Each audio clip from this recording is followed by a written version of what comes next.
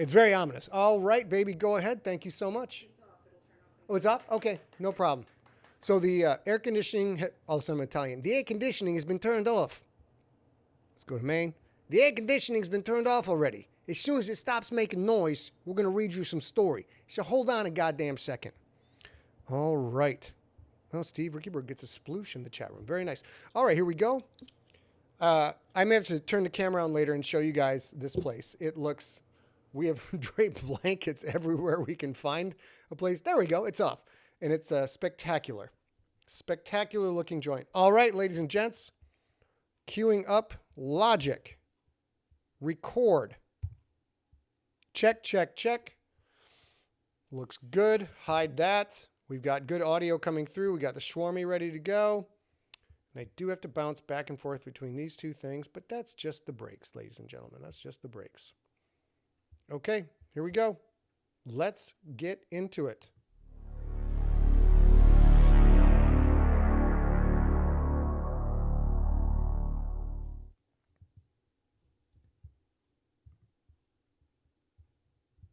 Welcome to Slay episode 68. This episode contains a retcon, a word that stands for retroactive continuity. A retcon goes back into the story or series and adds or changes something that is significant for the rest of the story or series. For Slay episode 68, the retcon takes place in episode 42, To Cordis We Will Go. In that episode, Lincoln sells one of the charms from Ariella's turquoise necklace. The charm can make golems, such as the one Lincoln faced in episode 7, hitting the books, when Lincoln tried to kill Ariella. In episode 42, Lincoln sold the charm to Peanut at the Clearinghouse in Cordis. The retcon is that when Peanut makes a sale, buying or selling, the deal is sealed only when the customer does a shot of Nila Vishamadila, an ancient, extremely high-proof form of alcohol made by distilling grapes and aniseed with purple nurple and stonefish venom.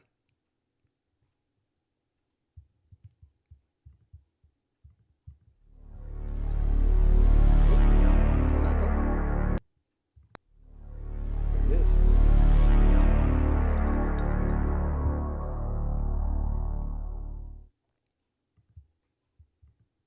Previously on Slay.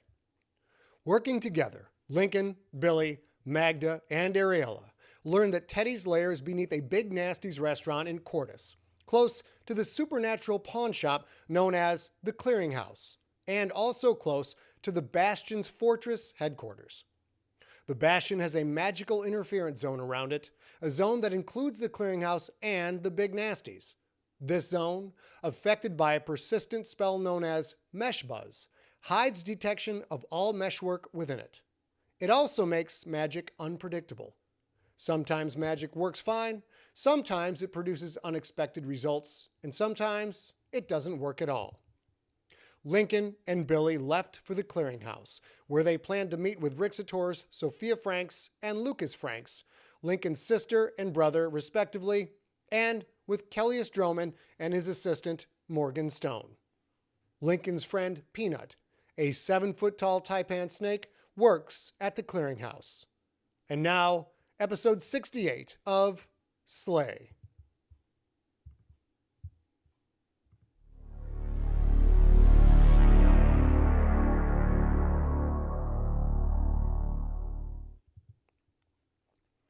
That's a bit snug, Billy said.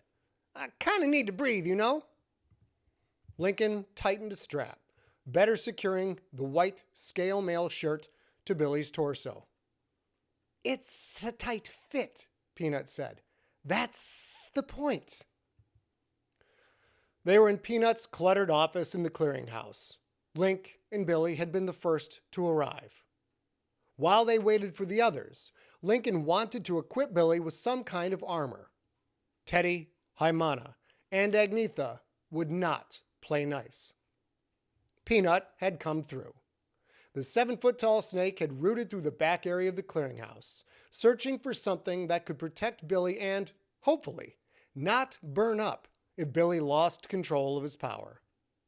Peanut must have slithered deep into boxes and crates. Dust covered her black polo. Wisps of cobweb stuck to her translucent meshwork arms. Lincoln stepped back, looked at Billy. Lincoln still thought of Billy as the short, scrawny kid he'd met in that alley, but that persistent mental image was far from reality. Billy had the body of a yoked-out Hollywood superhero. The shirt of his white enameled scale mail that conformed to his broad shoulders, big chest, and thick arms magnified the comparison. "My guy Walt here can catch fire," Lincoln said. "Literally. You sure this stuff won't burn off?" When around anyone other than Ariella and Magda, Lincoln was careful to use Billy's fake name. Even though Billy was no longer the wimpy pushover he'd once been, Bastion was out there, somewhere, looking for Billy. Peanut let out a hiss of annoyance.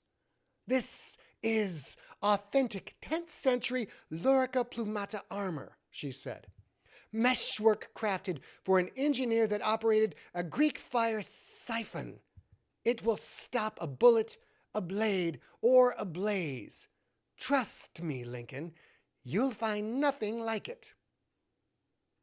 Billy raised his arms, looked at the skin-tight white armor running up to his wrists, hanging down to his upper thighs, covering the crotch of his black jeans.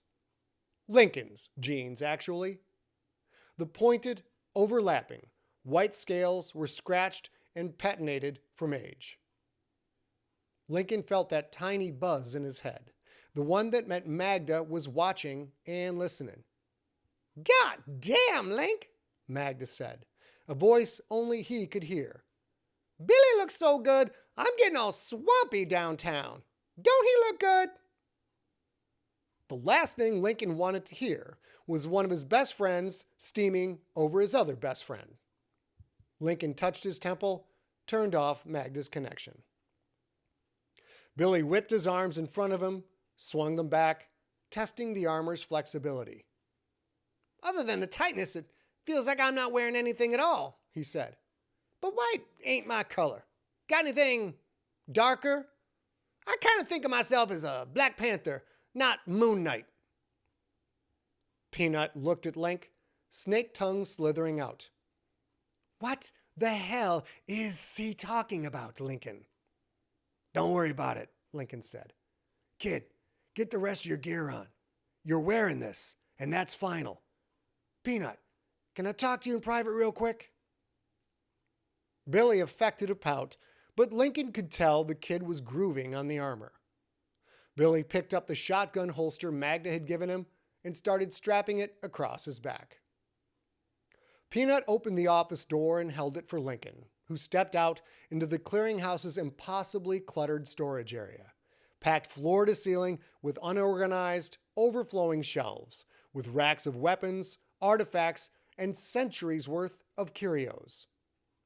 Lincoln pushed the door shut. "I need that armor," he said. "You gotta help me out, Peanut. It's important. Really important." The snake eyes narrowed. "So important, you want it on credit, I gather?" Lincoln nodded. "Yeah, I'm good for it." Peanut's long body wavered side to side. "You have no idea how rare this armor is," she said. "I can't give it to you on pure credit. I need collateral." She had dropped her affectation. Peanut did that with very few people as far as Lincoln knew. "I need the armor now," Lincoln said. "I can't exactly go home and get collateral." Not that he had any collateral at home to speak of. "Your lack of planning isn't my problem," Peanut said. "Business before friendship. You know my policy." The last time Billy had let loose his powers, he'd burned his clothes clean off. Lincoln had a feeling that most armor, even meshwork armor, would suffer a similar fate.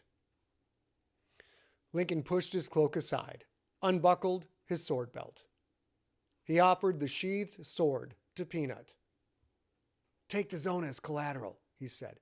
"You know I'll come back for her." Peanut shook her head. "Tempting, But the armor Walter now wears is far more valuable. You asked me for the best that I had. I gave you the best that I had. The black eyes looked Lincoln up and down. Combat webbing over your armor, stuffed with ammunition. A crossbow and a shotgun strapped to your back. A quiver of bolts on one thigh. Your pistol in a hip holster. That lovely skegox I sold you jammed into your belt. The things you usually store in your cloak are instead upon your person. That tells me either your cloak can no longer store items, or you are worried you won't be able to retrieve those items from within its folds. Does that mean you are hunting in this area, my friend? Are you hunting within the Bastion's meshbuzz aura? Lincoln started to deny it, but what was the point? Yeah, I am, he said. I'll avoid the clearinghouse, of course. Peanut's tongue slithered out once, twice, a third time. I should hope so, she said. Do I need to remind you of the power contained within these walls? Lincoln shook his head. The clearinghouse had meshwork artifacts dating back to the beginning of mankind, and even older than that. Good, Peanut said. Should you fall, your weapons are not valuable enough to compensate for the armor. However, you do have one item of such rarity that I would gladly hold on to it until such a time as you can manage payment. And since you have your weapon strapped to your person, it seems you could part with it. Temporarily, of course. Lincoln's heart sank. His between cloak. A rixator's badge of office, of honor. He'd worked so long and so hard to earn it. Had he really fallen so far, he had to put his cloak in hock? If Billy was brave enough to go after Teddy, Billy deserved protection. Down the road, Magda could custom craft armor for Billy, but that process could take months. Billy needed protection now. You're an asshole, Peanut. You know that? Lincoln unclasped the cloak, bunched it into a ball, and handed it over. Peanut's meshwork, translucent arms took it from him. The correct term would be, you're a cloaca, but why mince words? She folded the cloak neatly, set it on a crate. Her translucent hands flashed with white light. A pair of shot glasses appeared in one, the bottle of Nilavi Shamadira in the other. Nini shots to seal the deal? Lincoln looked at the milky purple-tinged booze. The want hit him hard. It's like 10 in the morning, he said, fighting the urge. Might be a little bit early for stonefish venom, yeah? Peanut filled the glasses, held them up. Don't be a bitch, Lincoln. Do you want the armor or not? Well, if he had to, he had to. He'd shut off the connection to Magda, and Billy was still in the room. Lincoln took his glass, raised it in salute. To a fair deal. To a fair deal, Peanut said. They knocked them back. Like napalm in his mouth, like his tongue licking the surface of the sun. Peanut coughed, a thin, angry noise that sounded like her lungs were leaking out her nose. Smooth, she said. Lincoln's eyes watered. Blazing hells. Did Nurple lace stonefish venom Eric burn going down? The warmth spread through his chest. A touch of his stress, his anger, and his anxiety dimmed slightly. He hadn't realized how tightly wound he was. If one shot helped a little, he held up his glass. Another? Peanut obliged. They knocked that one back too. The second one went down smoother. "Walter seems important to you, Lincoln," the taipan said. "I sense his power, but notice he doesn't have a meshwork weapon. Can I interest you in a few choice models? Your cloak as collateral provides enough credit to select from several powerful options." "Ain't got time right now," Lincoln said. "I'll bring him back later." If they lived, that was. Billy's guns and his Droman-trained magic would have to suffice. Peanut raised the bottle slightly. "To your return trip?" "A third shot?" "Sure. Why the fuck not?" Lincoln barely tasted it.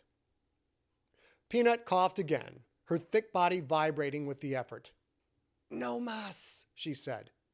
The bottle and glass vanished. "No mas." The door opened and Billy stepped out. Lincoln felt the Nini's first tinge in his noggin and also a nearly overwhelming sense of pride. Billy looked awesome. Form-fitting white scale armor up to his chin and down to his wrists. Black holster strap across his chest, its nylon loops slotted with shotgun shells both standard and meshwork. The butt of a KSG-12 shotgun, the very weapon Link had used to kill Billy's friend Joe, peeking up from behind his back. Sig Sauer P226 Mark 25 holstered on the left hip, black-handled machete holstered on his right. Black knit hat and sunglasses. The kid had become a different person, inside and out. A good person. Lincoln wanted to be more like him. "I like this armor," Billy said. "Can I keep it?" That remained to be seen. "Sure, kid," Lincoln said. "Gotta have the tools to do the job, right?" Billy looked Lincoln up and down. "Where's your cloak?" Lincoln shrugged. Billy's happy expression shifted to one of sadness and guilt. "Oh man, tell me you didn't sell your cloak to buy this armor. Please tell me that." "I don't need it," Lincoln said, the lie flowing out like water. "Mesh buzz makes the thing unreliable anyway. Peanut's going to hold on to it for me." An 8-foot-tall python with the same black polo shirt and translucent arms as Peanut slithered into the storage area. "Mr. Franks, your associates have arrived. They are waiting in the meeting room. This way, please." Seeing Billy all macked out further relaxed Lincoln. Things would be okay. Everything would be okay. Lincoln tapped his temple. He felt Magda's presence. "Link, don't be an asshole. Her voice and presence cut in and out. And then she was gone. "What's the matter?" Billy asked. "Is that Mags?" "Mesh buzz," Lincoln said. "It's interfering with the connection. I'll try to get her back later." Billy nodded toward the python. "How come the snake's magic arms work? Isn't this place in that mesh buzz zone?" The python answered. "We've been here for many, many years.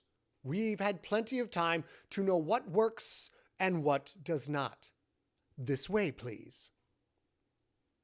Lincoln and Billy followed the python to another back room, this one with a meeting table that looked like it might have once belonged in a French castle. Standing around the table, the 4 people who would help Lincoln and Billy go after Teddy. Sophia and Lukas, their hoods pulled down over their eyes, their cloaks fully covering their armored bodies. 2 shadow shades of death ready and willing to brawl. Morgan Stone in her typical kung fu outfit, this one black with orange cuffs, a long-bladed naginta in her hands, an Uzi strapped to each thigh. And Kellius Droman, who had traded his flashy green robes for basic black fatigues, thick armor visible beneath the fabric. Dark rings of exhaustion dotted his seething, angry eyes. His hair was a mess. He still wore his emerald necklace. The handles of 2 Egyptian khopesh knives stuck up from black sheaths on his black belt. Lincoln saw Sophia's nose wrinkle once, twice. Her lips pressed into a flat line. "Let's get one thing straight," she said. "I'm in command. Every one of you will do exactly what I say when I say it. Agreed, Lincoln?" Soph had always had an amazing sense of smell. Had she caught a whiff of the nini on his breath? It didn't matter. Lincoln was no strategist. His sister had a gift for such things. He was a hammer, she was a scalpel. "Agreed," Lincoln said. Lukas huffed. "Good. We can do things the Bastion way instead of following Captain Fuck Around and Find Out." Sophia half turned toward him. That alone was enough. Lukas said no more. She was the senior rixator. Maybe Lukas would never respect Lincoln, but he respected Sophia. That was something, at least. "I follow no one," Droman said. "I answer to no one. My daughter's life is at stake. I will do what I must."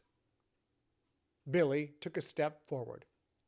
"Master Kellius, you gave me your word, remember? If Lincoln says Sophia's in charge, she's in charge. Of all of us." Link had to admit it was nice to see Billy stand up to someone beside himself. The kid had an air about him. Respectful, yet also, I'm not taking any shit, all at the same time. Droman glared at him. He drew in a breath to say something, but Morgan reached out, gently grabbed his forearm. "Your student is right," she said. Or he said. Whatever.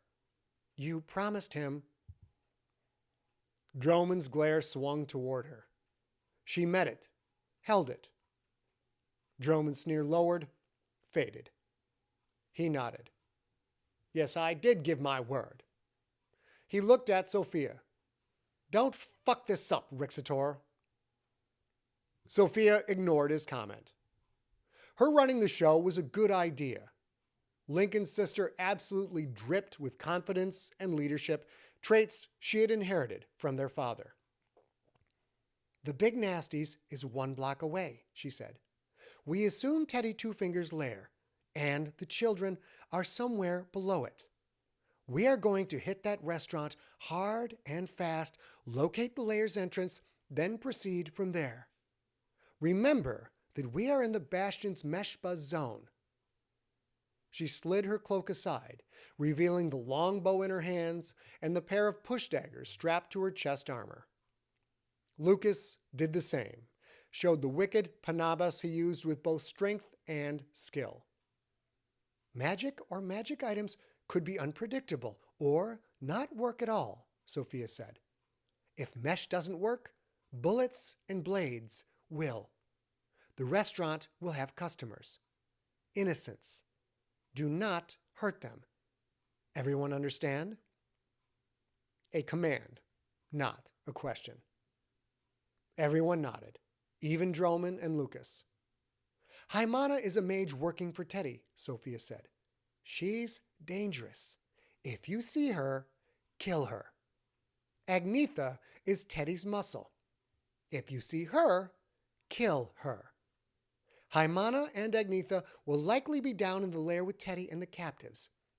We know Teddy has Thuengols in his employ, but we don't know how many. Thuengols are staffing the restaurant. They are fair game. But don't kill them all. I need 2 of them alive." She looked over the gathered team, then came close to Lincoln. She pulled back her hood, revealing the slate-gray eyes shared by all the living Franks. "Lincoln, I know you want to capture Teddy and make him free Samuel," she said. "I also know you're not doing this just for your son. You're doing this for Delilah Droman. You're doing this to free the other children in Teddy's clutches. My brother, you are no longer a rixator, but today you do the righteous work rixators are sworn to do. Today, you are one of us. She put out her hand. This is all we need. Lukas pulled back his hood. He stepped next to Sophia, put his hand atop hers. This is all we want, he said. They were here for him. They were here for Sam. No matter what Lincoln had done in the past, cloak or not, they would all fight side by side. They would all fight as equals. They would fight as family. Lincoln put his hand atop theirs. This is all we are, he said. Let's go get Teddy Two Fingers.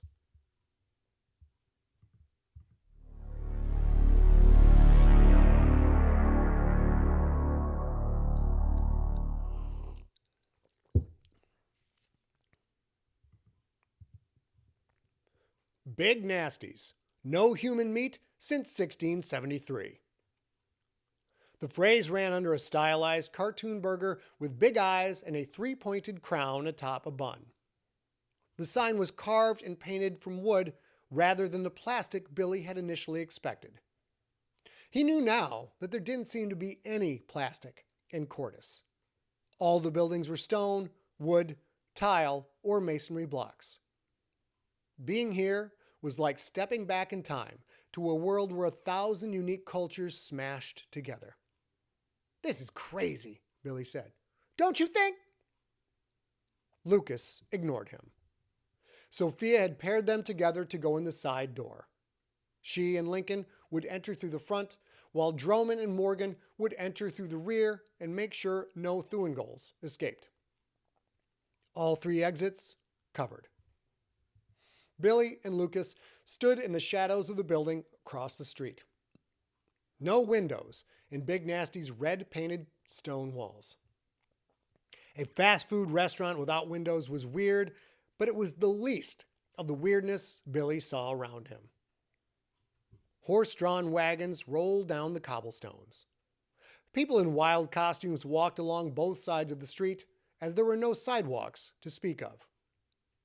Billy had initially thought his blazing white armor would draw attention, but looking at the people, and orcs, and elves, and demons, and God knew what else, he didn't stand out at all. Half of the pedestrians openly carried weapons, mostly swords and staffs and bows and such, but there was also no shortage of guns. Lots of traffic, Billy said. Is it always like this? Lukas turned his hooded head toward Billy. How about you shut up now, he said. When we go in, don't get in my way. Lukas again faced forward. Lincoln's little brother was kind of a dick. Lukas was bigger than Billy in both height and width. He had a certain don't fuck with me air about him that Billy was not eager to challenge. Billy ran his hand along his arm, feeling the cool texture of the white armor scales. This shit was awesome. Link said he hadn't sold his cloak to buy the armor, but Link was a horrible liar. Link was that cloak, and that cloak was Link. For him to sell it, so Billy had fireproof armor? No one had ever done something like that for Billy Middleton. He simply didn't know how to process it. Whatever it took, Billy would back Link's play. He'd help Link get Teddy, then help rescue Sam. I don't like you, Lukas said. You're a loser, just like my dumbass loser brother. If it wasn't for my nephew, I wouldn't help either one of you. In the 15 minutes Billy had been waiting here, that was the most Lukas had spoken. Your brother's a good dude, Billy said. Maybe you should cut him some slack. Lukas answered with a single grunt. Charming, this guy. Really charming. Billy saw Sophia and Lincoln crossing the street fast, making for the front door. "Let's go," Lukas said. "Remember, stay out of my way." The big man moved like a shadow, from a standstill to a silent sprint in a single heartbeat. His half-blade, half-staff panabas in his hands, his cloak wavering around him and behind him like thick smoke. Billy hurried after, heard his armored scales rattling and ringing. He'd have to have Magda fix that for him. If he could keep it, that was. If he needed to sell the armor back to get Lincoln's cloak, Billy would do so without a second thought. Like the rest of the place, the wooden side door had no windows. It looked like it would be more at home on a Game of Thrones tavern than on a burger joint. Lukas raised one armored foot and kicked. The door shattered into a dozen chunks. As Billy followed him in, he heard gunfire and screams. The restaurant was chaos. A medieval pub painted over in red and yellow, decorated with tapestries of the burger monster fighting against mythical beasts. Customers huddled under wooden tables. Behind a stone counter that must have once been a tavern's bar were fucking lizard people with enamel-flecked green-gray skin, dressed in red polyester fast food uniforms. They fired compact machine guns at Lincoln and Sophia. Bullets bounced off their armor, dug chunks from the stone walls, the wooden tables, and the chairs. Lincoln put a crossbow bolt between the eyes of one, while Sophia's longbow put an arrow through another's throat. Lukas launched himself over the counter, cloak flowing, blade whirling. A lizard head popped free. Another's arm spun off, trailing arcs of blood. Customers cowered. Billy pointed to the ruined side door. "This way! Come on! Get out of here!" Customers rose and ran toward him. He guided them out, glancing to the counter as Lukas slashed a path to the kitchen, seemingly ignoring the bullets bouncing off his cloak-covered armor. Billy saw an old woman in a flax dress and a babushka who'd fallen on the stone floor. He rushed to her, helped her up, almost reared away in fright. She had the hairy face of a bat. Her eyes, though, were wide with the same fear that would have been on any human's face. "It's okay." He picked her up, carried her to the door, and set her down outside. "Go on, get out of here." Billy rushed back in. All the customers were gone. Three red uniformed Thuan bodies lay strewn across the counter, blood spilling down. Guns and spent shells littered the floor. He heard Droman yelling something in the kitchen area, then the dying scream of a Thuan. Lukas returned to the counter, a bleeding Thuan dangling from each hand by their uniform. He tossed them over. They landed hard at the feet of Sophia and Lincoln. Sophia slung her bow. Billy imagined she usually put that weapon in her cloak, but this time she did not. She drew one of her punch daggers, wicked-looking thing that seemed to extend from her closed fist like a single deadly claw. She knelt next to the Thuan. "First one to tell me how to get to the lower level lives," she said. The two wounded Thuan looked at each other, panic etched on their long lizard faces. Sophia stabbed one through the temple, her thick blade punching through bone, the point peeking out the other side. The Thuan stiffened. She yanked the blade free. The uniformed corpse slid to the floor. Billy stared, shocked. A prisoner. She had killed a prisoner, just like that. Weren't rixators supposed to be like cops or something? Sophia looked at the other Thuan. "Not fast enough," she said. "You have 5 seconds to tell me, or you join your friend." The Thuan shuddered with fear, pointed one blood-soaked hand toward the counter. "It's in the pantry," the lizard said. I can show you. I can show you." Link gripped the back of its neck, Awesome possum. He lifted the red uniformed creature. So start showing.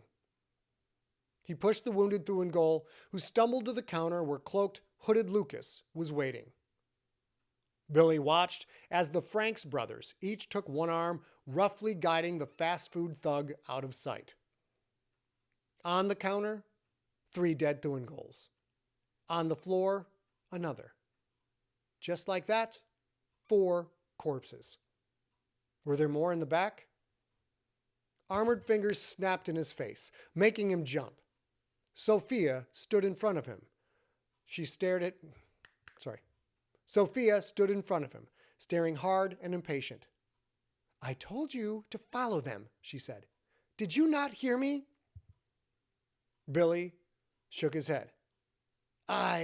Will you get back there? Sophia said. Move it. She gave him a gentle but firm shove. Billy walked to the counter, his boots scattering spent shells and making prints in Thuengol blood.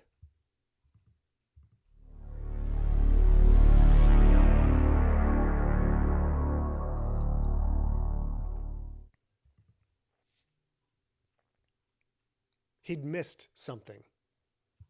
And now that something had found him. Alarm bells rang throughout the cell block. Teddy stood in the corridor, closed cell doors on either side. There was much to do and not much time in which to do it. He waved his hands inward, summoning Haimana, Agnetha, and Amethysta, the leader of the Thuengol mercenaries. The attackers found the elevator, Teddy said. We planned for this. We will evacuate the line workers and proceed to the backup location. Stay sharp, work as a team, and we'll have plenty of time to get clear. Let them search empty rooms. Haimana slowly shook her head. Somehow, her thick red lipstick had smeared sideways, as if she'd wiped the back of her right hand across her mouth. I sense him, she said. Droman is here. I've been waiting for this a long time, Teddy. I'm not going anywhere until Droman is dead. Agnetha was replaceable. Haimana, not so much. But he couldn't force her to leave. She had made her choice. So be it, Teddy said. Can you tell who's with him? Haimana closed her eyes that trembled and darted beneath her indigo-shaded lids. Droman, she said. His replacement for me, Morgan Stone. Franks, and that fireworker who was with him at Droman's mansion. And 2 more I do not know. I believe they are rixators. That gave Teddy pause. 3 rixators? The Bastion's mesh buzz would dampen Droman's abilities, but that trio didn't need mesh to kill. If they all make it down, Haimana, Teddy said, you will have quite a battle on your hands. She opened her eyes. I have home field advantage. I will use it. And I will also use your special surprise, Teddy. Either Kellius Droman dies today, or I do. Agnetha's centipede arms scratched against her breastplate. The thing was really disgusting. Teddy did not like being this close to it. Home field advantage, Agnetha said. I like the sound of that. I'm staying too. I want Lincoln Franks' head as payment for my arm. Both of these dumb bitches wanted to fight. Teddy really needed to improve his recruiting ability. Scan for more intelligence. Maybe he could find someone on LinkedIn next time. Oh, very well, he said. The elevator will chew them up. My surprise will then divide them. Kill what survives. I'll begin the evacuation on my own. When you 2 are finished playing with your food, join me. Now, go have fun. The 2 women walked away. Haimana's kimono flowed around her luscious body. Teddy would miss looking at that. Long orange claws extended from Agnetha's left hand. Her right arm writhed with primitive insectile hunger. Teddy would not miss looking at that. He faced Amethysta. She held her bullpup Shack 12 battle rifle at the ready. With it, and the dozen daggers velcroed to her combat vest, and her slanted lizard eyes, she looked plenty formidable. "Take 2 of your best and put my foreman in chains," he said. "Hood her. Prepare her to move. She may have something to do with this attack, which means she may be more clever than I realized. Be careful." Amethysta nodded. "I understand." Ugh, was that a piece of hamburger stuck in her teeth? Teddy really needed to follow up on that whole free floss thing. "Do you want all of the workers moved?" Amethysta asked. Hamburger and a bit of lettuce, too. So nasty. "The top 10 producers only," Teddy said. "They all have a chalk mark above their door. The rest can stay in their cells. And also, I need 2 more Thuengals to help me with my room. Other than that, send the rest to assist Haimana and Agnetha." "Yes, sir," the lizard woman said. She hurried down the corridor, leaving Teddy alone among the cells of his line workers. He would miss this place. He'd left it once, long ago, and returned victorious. This time, though, he knew he would never see it again. Que sera, sera.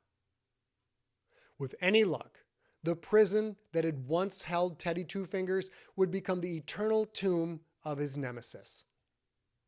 If the elevator didn't kill Lincoln Franks, Haimana and Agnetha would.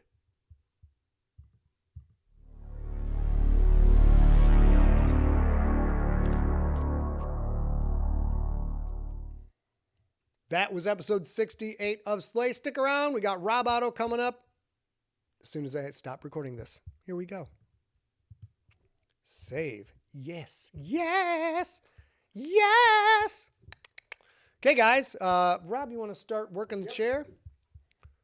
I got to go File, Save. I go File, Save As. Slay 60. To be dumped, and this would be Deep. What's up, baby? Email sent to both of your correct emails. Thanks, hon. That's with the questions? Hold tight, everybody. Just hold tight. Deep Cuts 07 Auto. Boom, boom, boom. Okay, gang. Now comes the challenging part. Here we go. You got to look at your marks. Oh, I taped stuff. I'm so smart. Oh, shit. Do I have no, it's still going. Good. Hello, my honey. Hello, my baby. Hello, my ragtime gal. I'm here just in case you guys need anything until you start. Thanks, babe. Thanks, babe. Is this? Thanks, Rap. Where's my mic go? And make sure it's on. Okay, Scott, we're going to make go. sure it's on. I will do that. Oh, hey, I didn't see you there. Oh, hello. Hello. No, I'm good. I'm going to drink the Prosecco. Hello, Levine. Hello, Shoyle. All right, let's see if this light looks terrible. Oh, because it's there. So we got to sit It right- looks fine on the feed. it hasn't switched yet. Oh. Oh. Well, just So that's all do it right. on Hold the- on. do it Just on that camera. Jiminy Christmas. Put a sock in it for 2 shakes. Stick around, gang. Stick around. No, it's that camera's just not reading the light as well as that camera is. Just gonna stand here until you don't need I'm just going to stand here until you don't me. need me. All right, you know what? I got an idea, Rob. We're going to go back to the other camera. Yeah, let's just use the other Yeah? camera. It's fine, right? Okay? Yeah. Like, Tits fine? scooch a little bit. Okay. Oh my God, I look taller than you. I like this camera. Yeah, you do like that camera. Very Good job. rare, very rare. Okay, I got to put the headphones on, check our audio. Okay. Hang Have tough, the guys. Timer ready when you're ready Super- to actually officially start. Super pro What? operation here. Email should be in your inbox. All right. Yeah, it's going to take a second. I got to do that first.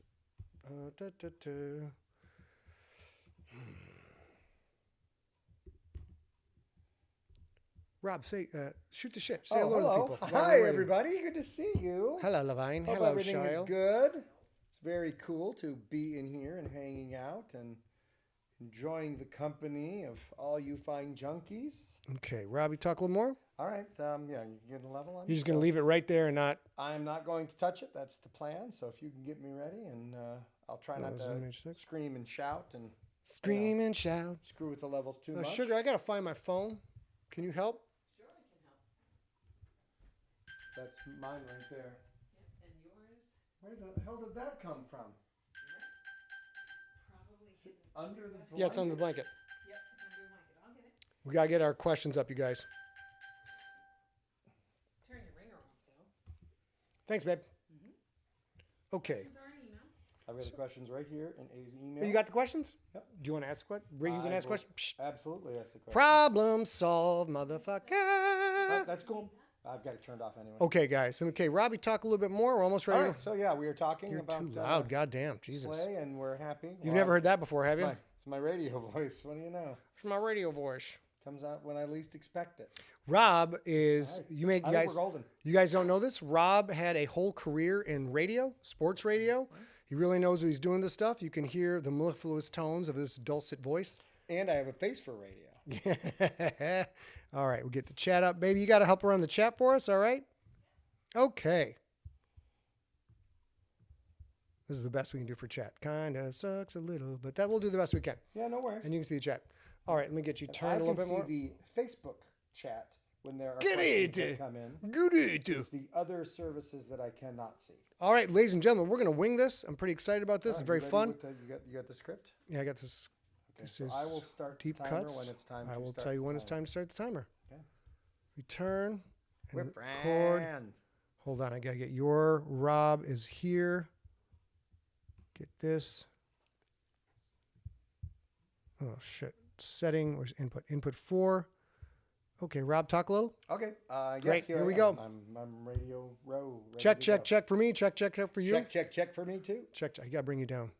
Okay. You got unpredictable volume, bro. Bring me Unpredictable down. volume. Yeah, that is true. Down, down, down, down, down. Woo-hoo-hoo. Yep, there you go. All right, we got the chat room. Yes, it is raining here, guys. Let's get into it. And now, we're not going to do the schedule of the stank. Thank you for setting up, baby, but let's just get into this. All right, guys, time to slash away into deep cuts, the bonus episode we do each week. You can hear these episodes. Never mind. We're going to go right into it. Here we go. There's nothing you are going to hear here that is affecting this. Yeah. Move Rob's mic closer, Rob. Why? Many people in the chat room are telling you to. Really? He needs gain. He's too low.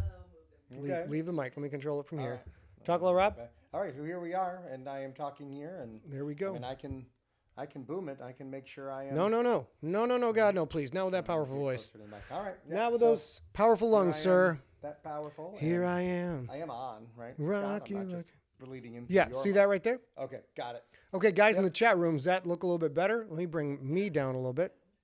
Sound a little bit better, everybody? Okay, I got All it. right, Nope, so I here need we a are. little more me, a little more you. Sounds a little far, but I can still hear him. Thanks, We're Jennifer. going to bring this right to Okay, here. no problem. See, there you boomed up. Talk. No problemo. And here I am talking, and they. Okay, Deep. ladies and gentlemen at home, we're going to do the best we can. We'll adjust this volume for the podcast because it's going to separate channels, so it'll sound as pretty as it can sound once we go to podcast. We'll do the best we can tonight. Okay. Hopefully you can hear Rob. All right. And so there's me.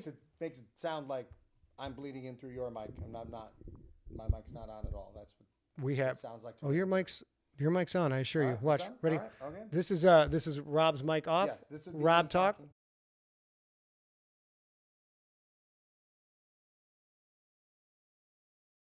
Good to go. Here we go. All right, give it a go. Dun, dun, dun, dun. And start that timer. Timer. Baby, can you do the timer since you're Started. there? I got it. She can do it from there. You got it? Okay. Well, I got it. Here we go. Hey, y'all. What's going on? Welcome to Deep Cuts, the bonus episode of the Scott Sigler's. You know what? I'm actually going to go back. You guys appreciate you. So that's they're doing the best we can. Here we go. Steve says when you muted you muted both.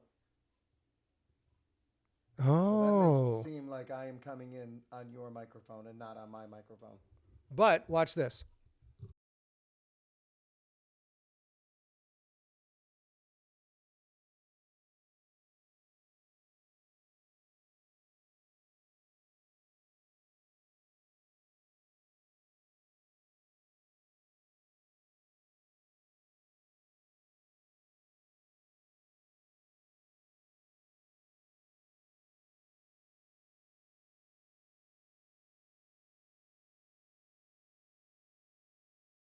here, as you can see here, When we're you had just. that off, everyone was saying we were both muted. Yep. So there was nothing coming in. So I There's don't. nothing in my microphone. I don't know why that's the situation.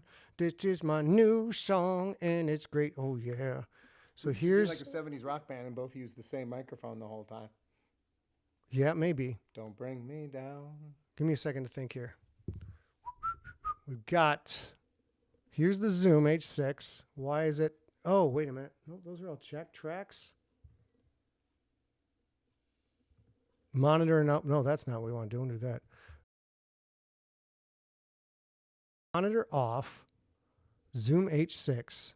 Kyle says that's better. Rap talk? All right, here we are, and I am talking, and Yeah. Well, it does look like I am getting some levels. yeah, now. you know what, though? Talk again. All right, so here I am. Yeah, you're getting talking. the same levels. Yep. Interesting. All right. We're going to have to wing this shit. I'm trying to figure out how to get us both Oh, the thanks, same Teddy. mic. Babe, would you mind turning the AC back on, hon? Sure. Thank you. So this is an advanced thing. So I'm going to talk to you guys as if you can solve the problem for me. We got a Zoom H6 coming in on multi-track mode. We're coming into tracks 1 and 2 on the Zoom H6.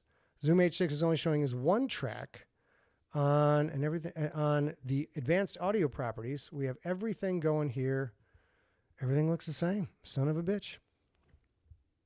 I don't know. We're going to have to do this. Here we go. Not bringing my track in from the mixer. We're going to have to go stereo track. Yes, not bringing yours in. Let's give it a shot.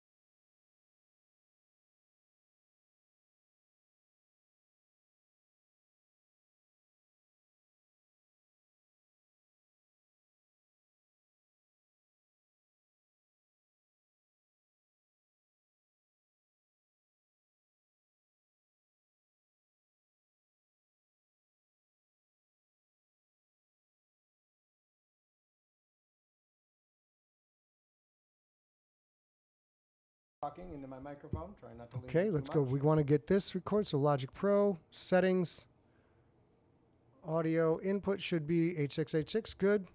I can see if I hit record right here. Great. Okay, here No, we go. now I'm getting injection. No, Damn it. absolutely nothing for me, correct? Let's see. Absolutely Input. nothing. There it is. Input is input. 3 is me. Boom, boom, boom. Pam at one point did say yay sound. Yep. So what we're going to do, Rob, is input. Jen says they can hear. Rob, talk. Wait. Here I am. I am talking on my microphone, which is different than Scott's microphone, although they are very near right. each other. So what we're going to do Don't cross the streams. is we're just going to do a little bit of this. And we'll Okay. do the best we can. And it's going to sound like shit on the final version. It's all right. We'll make it work. So, yeah. Wait a minute. There's one more thing. One more thing I can try, Oh, wait. guys. There's that one other thing. There's one other thing I can try. If I go to OBS and I go, hold on now, mic aux, check. If I can get this up. Advanced audio properties.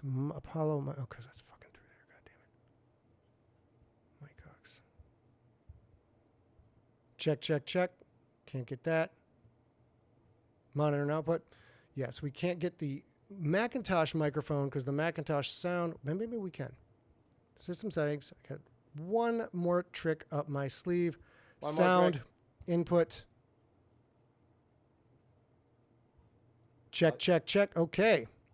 Now, if we turn the Zoom H6 down here,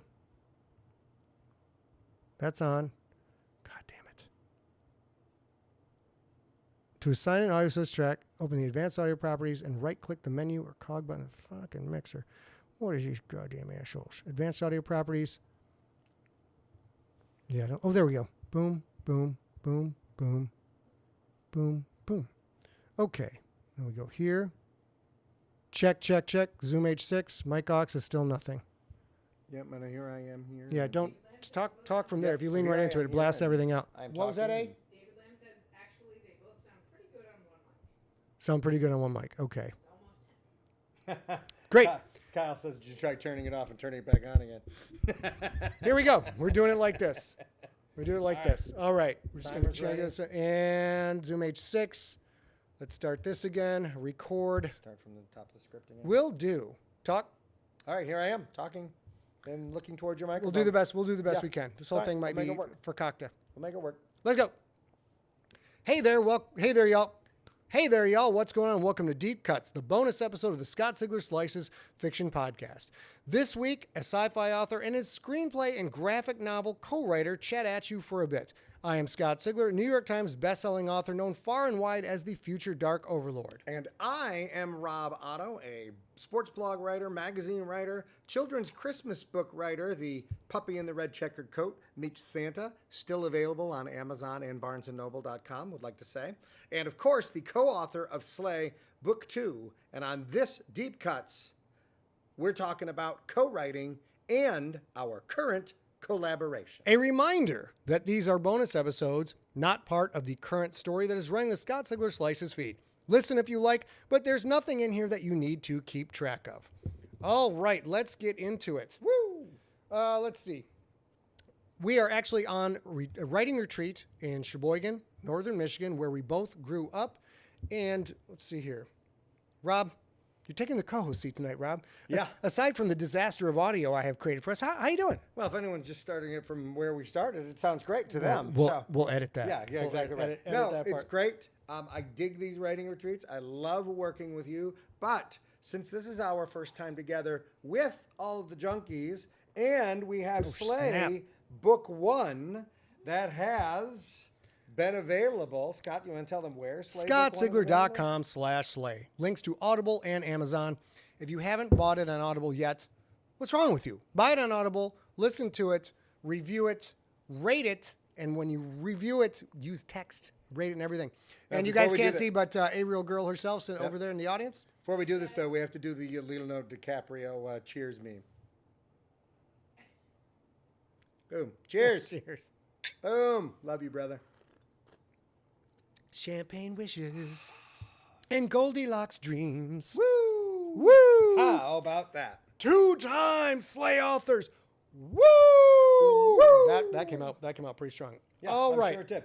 All right, Robbie, let's get to some questions here, buddy. Tonight we're talking about our collaboration, how we work together. How do we get this? How do we get the karma going? You know, mix it all up. You got the first question there, Rob? Yep. So let's start with the one that everyone really wants to know. Okay. From Jason C. What are we working on this week? Who chooses the topic? Do you have to agree? And can you tell us anything about this week's work yet? I can tell you one thing about this week's work. Only one. We can't tell you the title because it's just awesome. So The title's pretty damn awesome. it's totally awesome. Wait, it's right over here.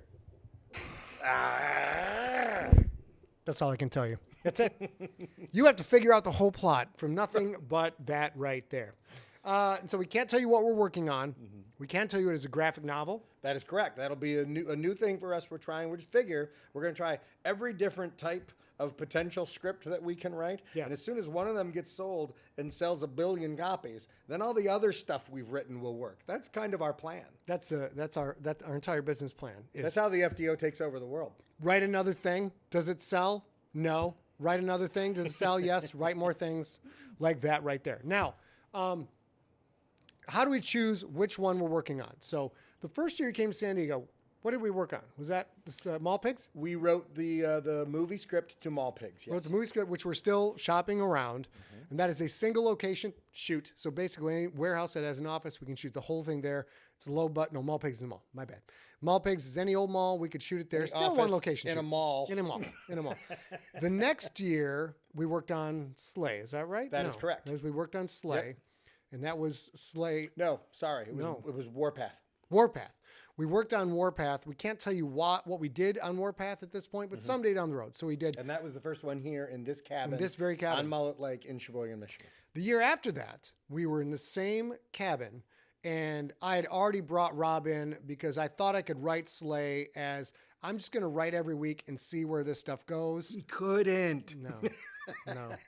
By episode 10 or 11, there were so many plot threads, and I had lost track of everything. So I called in a hitter. I got him. I'm saying, listen, I got a problem. I need you to take care of this problem for me. Bring in the writing. I don't want to hear from this guy no more. You understand? Put a rocket in his pocket. I don't want to hear from him no more. So Rob started to work with me. We mapped out all of season 1 and worked that out together. And then last year. No, and then we decided it was worth mapping out season 2 and season 3 and season 4 and season 5. 5-time season mappers. Woo! That was a pretty productive week. It was a very productive week. We got through everything you're hearing now with some coloring outside the lines based on how things develop. But we outlined it that way to keep it loose and easy, like I was in high school. And then we got through. No. Any of those things. No. We got through 3, and then this week, the first 2 days this week, we focused on the episode you just heard, the next episode, and then we kind of fleshed out season 4's outline, and we've got what we call buckets. So season 5 is a bunch of things we know that need to happen. We just don't know where they go exactly yet. Because we didn't want to waste time totally pathing out season 5, because what we have found is some things pop up and change as we're writing a season, and we didn't want to completely map it out thinking, well, that's going to change by the time we get to 5, and we've wasted all that time. So we know things are going to happen, but we're leaving it open so that things can change before we get there. So for example, tonight's episode of Slay, episode 68, there's a character named Billy, and Billy gets a suit of armor or gets some protection for himself in this episode. None of that was planned. We just, that's the thing that even though we have the whole season plan, we know the finale, we know all the arcs, how they interact, certain little brushstrokes pop up as we go. And we're like, well, that would be cool. Does that fit everything? Yes, that fits everything. Does that break anything? Doesn't break anything? It's in the story. And there's some things that we realize are like, oh yeah, we can't send Billy in there wearing a hoodie. Yeah. Right? So not going to work. Yeah. Not going to work. What's the next question, bud? Yeah. All right. Oops, So I just missed champagne. Since we mentioned Mall Pigs, the next question is from our good friend David Lamb, who asks, has there been any work going on the Mall Pigs script? So what we've done with Mall Pigs, it is up on a website called Slated that gets people together to make independent films, and it tries to make connections. So it is there. Anyone can see an open project called Mall Pigs and can inquire to us about it.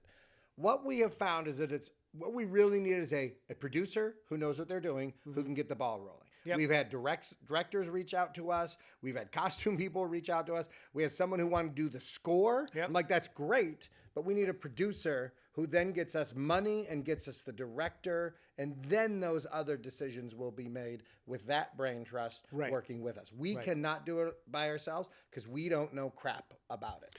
We do not know how to produce a movie. No. All this beauty you see on the screen right here, we know many, many things. We know many, many things. One of the things we don't know is how to produce a movie. Yeah. We're the pretty ones, not the smart ones. We're not the smart ones. I mean, we're not the pretty ones. We're the pretty ones. Yeah. who sometimes are smart, but not when it comes to producing a movie. So yeah, so we're stuck in the water. That site is called slated.com. I don't know if you can just log on or if you have to sign up or pay or whatever, but that's where it is. So that's where people from all over Hollywood can come and look at a thing, see if they want to be involved in the thing, reach out and get us on that thing.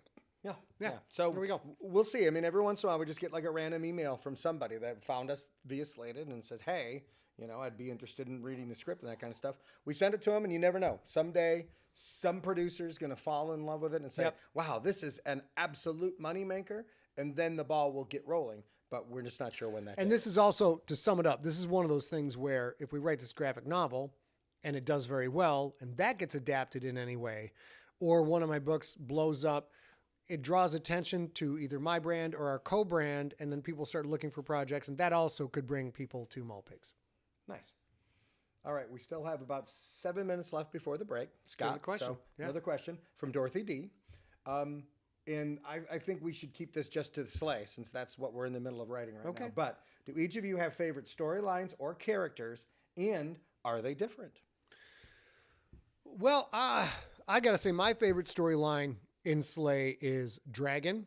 As a dog person who's had dogs my whole life, that particular little, and it's somewhat of a subplot right now. It has larger ramifications later on in the series, but the Dragon subplot is sort of just a source of joy. The human characters, main characters, all have a lot of difficulties they are trying to work through. And sometimes writing through the main characters who have all of these internal battles and are fighting their inner demons, it can get a little bit depressing. It's not always fun and funny, but just like having a dog at home, when you can bring Dragon into the story, it's super fun and delightful, and that's mine. What about yours? I love it because it's really funny. I think you and I, your father says this all the time. He and I share a brain. That's pretty much what most people say. We have the same birthday. We were born on the same day and apparently share a brain, right? Yep. So mine is Shitbird because he is just always comic relief. It's all about the damn food and the crackers and the garbage. And he's just like, yeah, I'll do whatever you want, as long as you feed me, right? And that is a very personal thing. Which is not to different me, from us. Right, Yeah. it's not all that different from us. And, yeah, the storylines I appreciate the most. Magda's PTSD. That won't let her, makes her agoraphobic, won't let her leave the house. And Link's alcoholism, which, is just keeps coming to a head. Yep. And that's something that's going to, both of those things are some things that have to be dealt with at some point. That's where I think the real drama is coming from here. So it's going to be interesting to see. So I will say that we're similar, but that's obviously different stuff. So the lighthearted angles are our favorites, but in you guys may think this is weird, if you've read my Infected trilogy or the Generations trilogy, Earth Core, Ancestor, Mount Fitzroy, all of those things. In a lot of ways, Lincoln and Magda are the most mature, deep characters that I have ever written. There's a lot going on there that all of my other characters had their own inner turmoil and their own demons. But Lincoln and Magda it feels the most natural. And my heart breaks for Magda every time I write this stuff. And my heart breaks for Lincoln because he just can't get out of his own way. Lincoln is just a bull in a china shop. So this is really a super fun project. You know what I also love about Magda and Link? What? They are male and female partners who worked together, and yet there is no romance, sexual tension. Nope. Nothing. They are equals. They know it, and that's just a line that neither one of them is interested in crossing. That's pretty cool. Because they're buds. And initially, halfway through season one, maybe 3/4 of the way through, everybody's like, when are Lincoln and Magda, when are they going to get together? I'm like, this is not that kind of story. Link is going to have his love interests. Magda may or may not have hers. But just because one's got male junk and the other's got female junk does not mean they're going to wind up together. We guarantee you they will not. We'll tell you ahead of time. So if you're standing for Lincoln and Magda together, keep on standing. It's not going to happen. Now, in terms of other characters, I've been trying to kill Billy since the second episode that he was here. Scott won't let me. Maybe next episode will be the one. That armor might not work. I'm just saying. It's dodgy. You got it from a pawn shop. Exactly right. Pawn shot armor, and he might not be able to use his fire because of the buzz. I'm just saying. Maybe this is finally the time to kill Billy. I once bought a base from a pawn shop, and I still have a scar on my arm where a spark shot all the way up the bass string and literally scored me like I'm branded like cattle. All right, next question. Yep. Let's see. This will be the last one, I think, probably less than 3 minutes before the break. Okay, let's go. Paula J asks, and this is for Good Rob question. Otto. She's asking. Good this. question. Who owns the intellectual property? Rob, why don't you tell? Not me. Hey, Slave's about to throw something at me.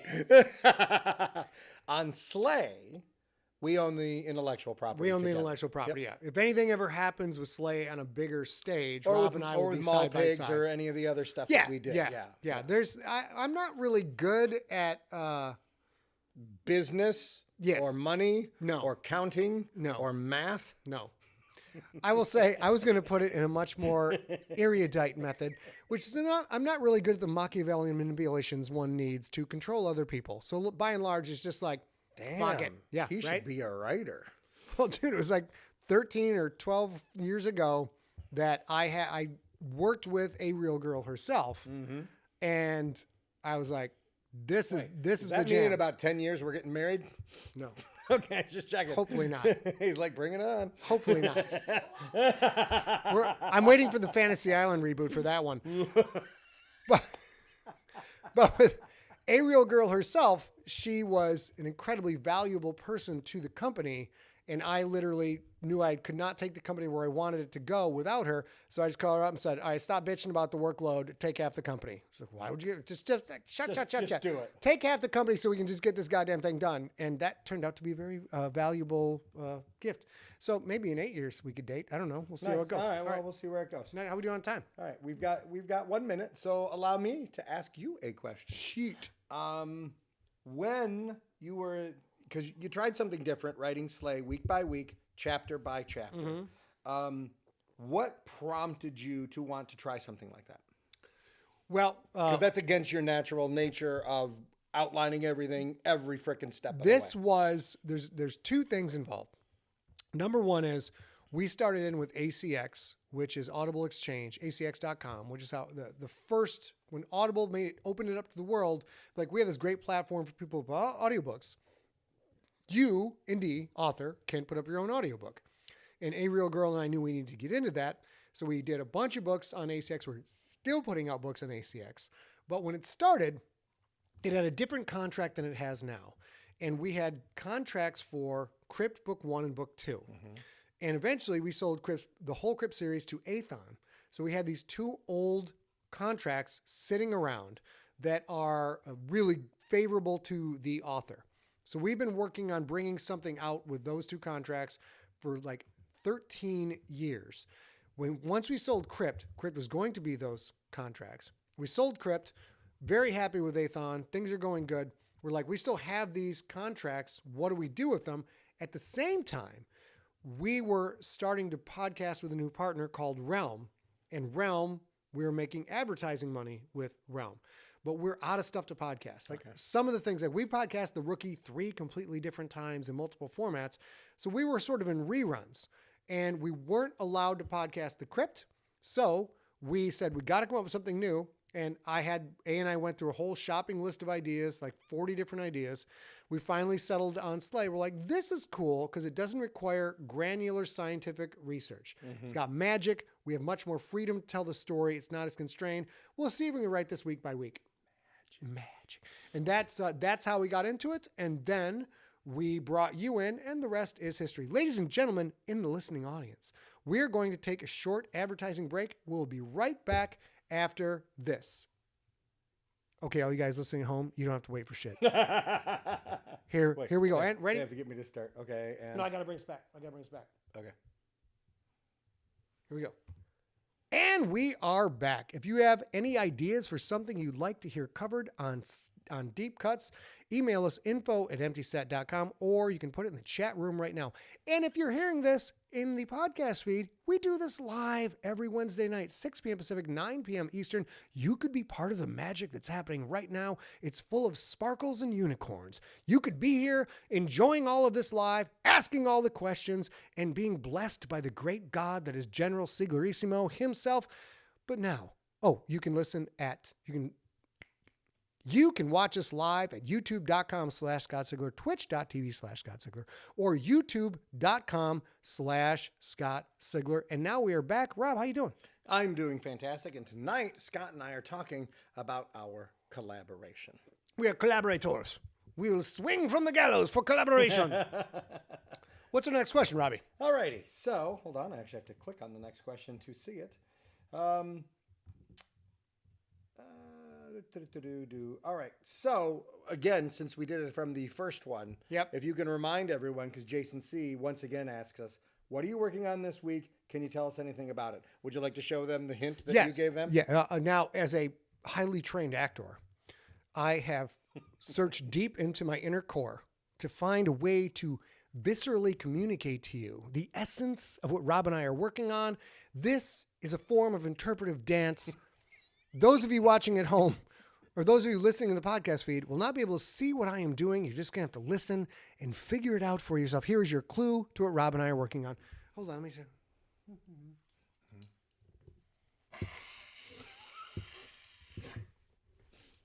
Ta-da! Ta-da! There we go. All right. There Grayson we go. asks us, what is your co-writing process like? What happens on your retreat? Well, there's things that happen on the retreat we're not legally allowed to talk about because And there might be children in the room. farm animals do have rights. So, by and large, the way it works is, let's talk about how it's worked with this graphic novel. So, earlier someone asked, how do we choose what we're working on? I didn't finish that story. This year, because we've worked on projects I have had planned up until now, this year it was pitched to Rob. I'm like, all right, dude, you get to pick the project. What do we do? And then we went through a brainstorming session with like 30 different ideas. Ideas that we've been, putting together for the last 5 years. Some of we've been kicking around since high school. Yeah, we went that's to true. high school together. And then the one we picked had nothing to do with anything we did in high school. It literally came because Rob's like, well, here's a cool title. Here's this. The whole thing came from the title. And I heard the It's title and I shit my pants. And I'm like, dude, that's great. Can we find something to fit this title? You said, bro, that's great. Yeah, I did. I said, bro. So we figured it out from there. So this time, in summary, it was Rob's turn. We're going to work on one of Rob's projects. We got a bunch of ideas. We brainstormed. I got to finish first this time. Yeah. Got to finish first. We went through a bunch of ideas, picked one, and we started writing. Now, how we write that is this time it's a graphic novel. So this is a different format that I'm not. Neither one of us have ever written Never written one before. So frankly, we went and found a graphic novel template on Google Docs, which kind of walks through. We tend to use a product called Save the Cat, or a book called Save the Cat. It's got a wonderfully structured format for how to write a screenplay with certain things are supposed to happen at certain times. It's a great launching pad. It helps frame everything. It stops me from being too verbose. Like I can't talk for 27 pages. Too girthy. It keeps me from being girthy. It gives us a formula where to put stuff. And then once we get that down, then we tear it up, break everything around from there. Yeah. Then we ruin the whole thing. Ruin the whole thing. That's exactly what happens. You also reached out to your friend and fellow author, Jonathan Mayberry. Jonathan Mayberry and Jennifer Brody, both of who have written several graphic novels, were like, send us some scripts. And they both did. They're wonderful, wonderful people. So we could compare the scripts to the finished product of, different graphic novels and comic books. And boy, was that helpful. Extremely helpful. Yeah. So we got cheat sheets, basically. We got cheat sheets. And the way you learn in this business is to model somebody else who's been successful in the business, figure out how they did what they did, learn the process, then change it from there. So we're still in the learning it for ourselves point. So this whole week has been going over the plot and then starting to break the plot down in the various buckets that are in Save the Cat. And we are 3 episodes through a 6-episode arc of this graphic novel, just in case a comic company's like, we love this, we're going to put this out as individual episodes. Right, as a 6-issue miniseries instead of just a graphic novel. So we're kind of writing it that it'll work. No matter who wants to give us the money, it'll work with what they want. We like the money. You Now, know what we like? We like the money. In terms of what happens on the retreat, so when we pretty much write first thing in the morning. A lot of times we'll, Scott will grab a cup of coffee. I'll grab one of my Diet Mountain Dews. We will sit out at the lake. There's this great dock and these chairs and the sun is coming up and it's just great. And we will talk about what today is going to be. And then we'll come in and write. So we start first thing in the morning. We go until, sometimes well after dinner and just keep writing. But we are also back in our hometown this week. And there are people we want to see. This is my hometown. Yeah, that's not an actual song by anyone at any time ever. No. that doesn't. If Bruce Springsteen's going to reach through this computer, smack you upside the head. So we also have people we want to see, things we want to do, places we want to stop, and that kind of stuff. And in addition, the last couple of years, Scott's lovely parents, Coach and Carol, have joined us in Sheboygan. They know we're going to be here, and and our good friend Sandy, who still lives up here. Yeah. So we get to see them and spend some time with them. And this year, the Baker Pearls PhDs, their incredible, brilliant daughter was here, so we got to say hi to mother, her, daughter, sister, Dr. Daniel Baker all PhD's mom. We got to say hi, great. and sister. But it's you guys. It's so adorable. My parents are such homers. They love me. They love Rob. We have seen them 5 or 6 times on this trip. They keep coming up. Every time they show up in Kraken's gear. Different Kraken's gear. Every time. Mom makes sure all the Kraken's gear is so fresh and so fly. And they show up in Kraken's gear. We went to breakfast with them this morning. Friggin' magic, man. Absolute magic. Was great. Yep. All right, next question. Next question. This is from John H. How does your co-writing benefit from your friendship and vice versa? First of all, the friendship can't benefit anymore, period. I'm sorry. We've already maxed out that video game, dog. There are no further levels. Our speed play run is legend. It'll never be topped. How does it benefit the writing? We get this. I'm going to summarize this from a real girl who's not on a mic right now. I have a very active mind that tends to not obey what I want it to do. My mind goes all over the place.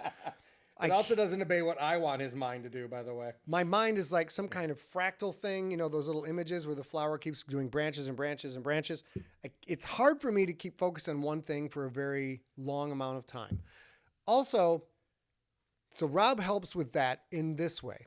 I've done collaborative efforts with other people before. They've been wonderful collaborators, very strong writers, lovely people, brilliant ideas.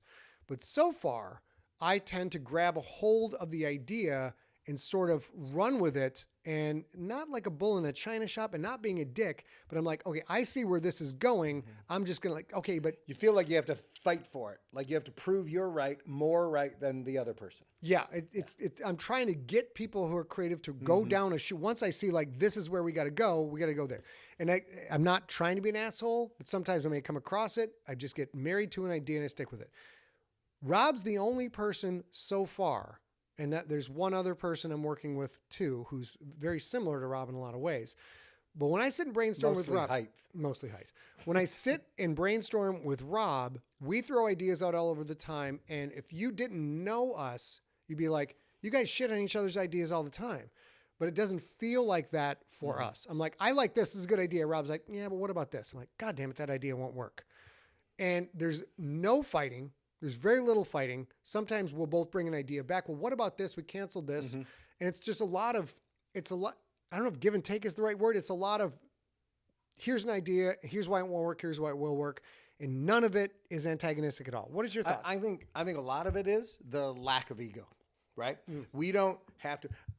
We look back at some of the stuff we've written over the years. We can't remember if it was Scott's idea or if it was my idea, right? And that's what we're talking about. It's that the process's idea. And both of us worked to get to that idea. And that's what we are willing to just, it's not fighting. It's not knockdown dragouts. It's, okay, let's walk through that logically and see where that leads us. And if that's not where we want to go, then we got to find another one. And we'll both be like, okay, yeah, that made sense. We're willing to let our opinion go if the other one talks it through and makes such a good case that it makes sense. The bottom line of the collaboration is I don't even think the opinion is there at all. It's just there's two sets of ideas going off, and both of us are evaluating the idea through our own prism, the other person's prism, and the prism of you guys, the reader, and that's really what it's all about. The biggest question we ask during these writing retreats is about how's the reader going to take that? How's the reader going to see this when they can't see what we see, right? So we are in this. We are entertainers. We are in this to entertain the reader, entertain the viewer at all times. That is our benchmark for what works. Also, and especially when we wrote Mall Pigs, and once it gets produced, you're going to notice this. We wanted to write a script, and every time we talk about it, that couldn't be ripped apart, right? We wanted to write a script that people would say, because we're the kind of people that go to a movie or watch a TV show and just, that like, that person would never do that Yep, thing because correct. they've told us that's what this type of person is, and now they're doing something completely out of character. Correct. We want to make everything to the point where nobody's doing anything that anybody can rip apart. Yeah. We play off each other like that and just say, no, that's not what that character would do. Yep. Again, we accept it for what it is and then figure out a way to write around it. Yeah, that's pretty much it. So we kind of come at it like, you want to tear our movie apart? Go ahead, give it a shot. Get in the ring. Get in the ring, you son of a bitch. What's the next question, Robbie? Oh, quick break. Yes. Don't tap the table. Oh, But was I keep- tapping the table? Yeah, Oh, keep I your keep arm on the leaning table, on it? but you don't have to tap the table. And All right, so the next question comes from Chris J. Nope, I'm sorry. It comes from Darth S. Then we'll get to Chris J. Darth S. Darth, Sick. yes. Sick, Did bro. you ever co-DM D&D campaigns? Have you both DM'd the other? we have both DM the other. Yes. There's no co-DMing in our high school group where we started the D&D. There was one time when we went to Gen Con in Milwaukee Oh, yeah. and we Fuck yeah. co-DM'd the Kumite, but that was just fighting. It was a fighting tournament Yeah. that eventually led us to our ultimate hand-to-hand fighting champion. So we worked together on that one. Kumite was a game for champions by Iron Crown Enterprises, superhero role-playing game champions, and it was blood sports, but with daredevil-y type superheroes. And it was great, super fun. So we imagine Lee, Chong Lee, Chong Lee. bricks, not hit back. All right. So, but have we both game mastered the other? Oh yeah, absolutely, absolutely. And it was obvious from our early teenage years. The one who would poke all the holes in Rob's plot was me, and the one who would poke all the holes in my plot was Rob. I fucking hated game mastering Rob. I fucking hated it. But the other side of that coin was the one who would role play the most. Like they would stay in character. And even if Scott knew that this wasn't the right thing to do, if his character, Lance Coyote, investigative specialist, Yep. if his character would do that, Scott would do that even if Scott knew that he shouldn't be doing that because he stayed in character the whole time. We were both excellent game masters Well, and we were. excellent role players. What we were, sir, we were excellent actors.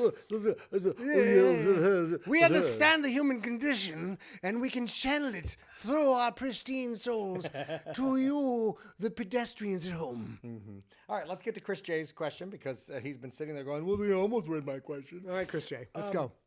Does the location of the retreat matter since you always do it in your hometown? In my hometown. That's not how the song goes. No, the location is completely irrelevant. We're delighted to do this in our hometown. We grew up here. It's fun to drive downtown and watch how much things have changed, how things continue to change. Being here lets us see people that we don't ever get to see otherwise. For example, tomorrow, we're going to go on a glass-bottom boat cruise to Mackinac Island with people that we absolutely adored in high school, people that we just treasured, and we're just tickled pink that we get a chance to spend some time with them again at this far removed point from high school. So this place has a lot of benefits. However, I think Rob will agree, some of these benefits get in the way of the purpose of the mission. Yes. Yeah, so locking ourselves, in a dank closet somewhere, we might be able to get more done, but we certainly would not have as much fun. We need some more sex gnomes in the next location is what we need. Nice. Yes. Nice. But yeah, I agree, honestly. And we've talked about, maybe we do need to start mixing it up. Yep. Maybe we can both fly to a location next year, somewhere in the middle, somewhere we've never been. But again, that will have different distractions because if we're somewhere we've never been, we're going to want to go out and see the stuff that's there. And I got to tell you, being able to walk out and sit on that lake and go swimming every day in Mullet Lake, I don't know. It has quite a bit of charm. Hey, real girl, excuse me. If you can make a note, I'll make a web page called scottsigler.com/retreat. And on that page, I will post one single picture of what Rob and I get to enjoy every morning at sunrise and every day at dusk. What do you think? You sure it's not going to be retreat and you're going to have a picture of a bunch of Frenchmen? Frenchman, I'll be hoisted on my own petard.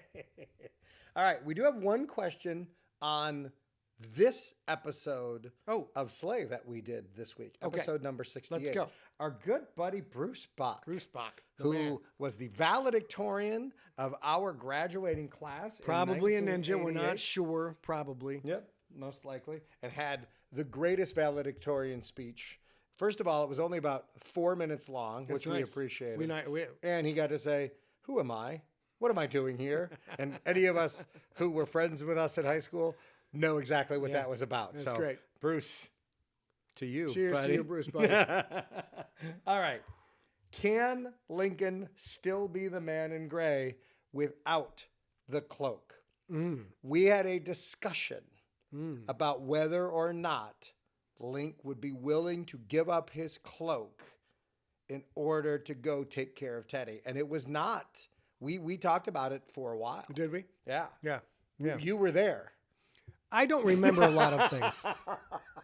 I literally channel all my energy into creating stories your for first you people. thing was maybe he'd give up his axe. And I'm like, that's not enough. No, not enough. That's not enough. And it doesn't affect him, right? And Yeah. he is, he's a smart guy. He knows his cloak might not work inside the buzz. Right. So he had to give up something. And it was not an easy decision for him to give up the cloak. And we try to look at this from a visual perspective too. And Rob and I put an enormous amount of thought into the appearance of Lincoln Franks. So you can see him in your mind the way you envision him in the books, in the audiobooks. But eventually, this Slay is going to be a graphic novel. Slay is eventually going to be hopefully an anime or something along those lines. Hopefully similar that'd be great. to Blue Eye Samurai. If you've not seen that, it's fantastic. Watch Blue Eye Samurai. Watch it. It's so good. Blue Eye Samurai is the template for what we want to do. Dr. with Dan Slay. Baker's the one that introduced Yeah, me he to did. Blue Eye He did. Samurai. So we put an enormous amount of thought into what everything about Lincoln looks like, because Lincoln is the brand of this show. And now here we are late in book 2 in season 2, and we're totally taking away one of the two things that makes him what we think to be sort of a unique character. So it's a bold decision, Rob. It's a bold decision. Bruce is right, though. Yeah. How can you take the gray from the man in gray? It kind of defeats the damn purpose. Hopefully Teddy will make fun of him. I hope Teddy. We hope we find a way for Teddy to make fun of him. Like, where's your cloak, you son of a bitch? I have a question from an A.B. Sigler. Oh, she sounds sexy. Just She saying, sounds yeah. sexy as hell, dog. Exactly. Is face-to-face writing week useful? Are you more efficient together than working remote over the internet? Let me start on this one. Okay. Scott. So when, for instance, we were writing a weekly chapter to Slay. Okay. A lot of times what will happen, Scott will send me, Scott does the heavy lifting, does the first pass at the script, will email it to me. I put in my notes and thoughts for discussion. A lot of times those, if we text back and forth, Scott will say, okay, let me rewrite that. I'll text it to Rob, see what he thinks. If it's something that really needs a lot of discussion, it'll turn into a phone call, that kind of stuff. Yeah. But it is pretty inefficient, which means Scott has to have the chapter written days before to give me time to send back notes and then him time to rewrite it and a little back and forth. The face-to-face stuff, we are able to have the discussion as it's happening. And it can be a lot more fluid that way because of that. And even though we were literally sitting at a kitchen table together, because we're used to the format, after I wrote 68 and Rob did all of his notes on 68, I was still copying text and texting him. He's friggin' 3 feet away. Because that part of it, we're just, that hit the flow. But there are a few unique advantages to being in the same room, being able to do it. But overall, once the main plot is done, I think overall we could be anywhere. Every now and then we'll Zoom if we really need to talk through something in detail. But the advantage to Rob and I, having known each other for so long, is some things are done by email, some things can be done by text. A few things need to be done by face-to-face. Almost nothing needs to be done by a phone call. But that is also the benefit of knowing each other for 30 plus years. Yeah. All right. That is our time. It is I think it is time to close. Closing this one out for Wednesday or for the bonus cut, and then just doing an extra episode that we can drop in because you've got a bunch more questions if you want, and if you don't, that's fine too. Great. Do we have a Okay. bunch more questions? I'm not sure we have a bunch more questions. I think you have like 5 or 6. Ladies and gentlemen, here we go. That is it for this episode of... Wait a minute. We got to figure this out beforehand. Is the next episode of D-Cuts going to be more questions? It will You know what? Let me It's a jump. bonus episode all the time. Let me jump in. We'll do a bonus episode, but when I have the actual mics working without the stream. Okay? So maybe we can do that tomorrow. So here we go. Done.